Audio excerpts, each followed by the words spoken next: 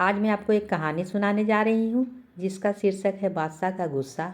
बादशाह अकबर अपनी बेगम से किसी बात पर नाराज़ हो गए।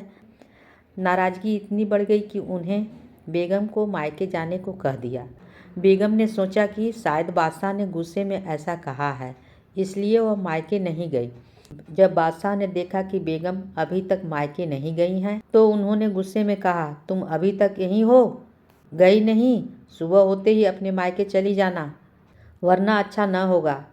तुम चाहो तो अपनी मनपसंद चीज़ साथ ले जा सकती हो। बेगम सिसक कर जनाने खाने में चली गई। वहाँ जाकर उसने बीरबल को बुलाया।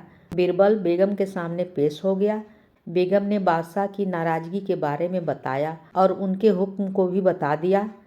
बेगम साहिबा, अगर बादशाह ने हुक्म दिया है तो जाना ही पड़ेगा, और अपनी मनपसंद चीज़ें ले जाने की बात है। जैसा मैं कहता हूँ वैसा ही करें, बादशाह की नाराज़गी भी दूर हो जाएगी।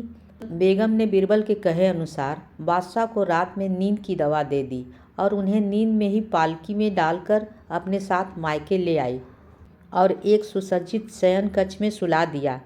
जब बादशाह की नींद खुली तो स्वयं को अनजान स्थान पर पाकर हैरान हो गए। पुकारा, कोई है? उनकी बेगम साहिबा उपस्थित हुई। बेगम को वहां देखकर वे समझ गए कि वे अपने ससुराल में हैं। उन्होंने गुस्से में पूछा, तुम हमें भी यहाँ ले आई? इतनी बड़ी गुस्ताखी कर डाली। मेरे सरताज, आपने ही तो कहा था कि अपनी मनपसंद चीज़ ले जाना, इसलिए आपको ले आई। यह सुनकर बादशाह का गुस्सा जाता रहा। मुस्कुराकर बोले, जरूर तुम्हें यह तरकीब बीरबल ने ही बताई होगी। बेगम ने हामी भरते हुए सिर हिला दिया। अगर कहानी अच्छी लगी हो तो लाइक, शेयर एंड सब्सक्राइब जरूर कीजिएगा। कहानी होती है समाप्त।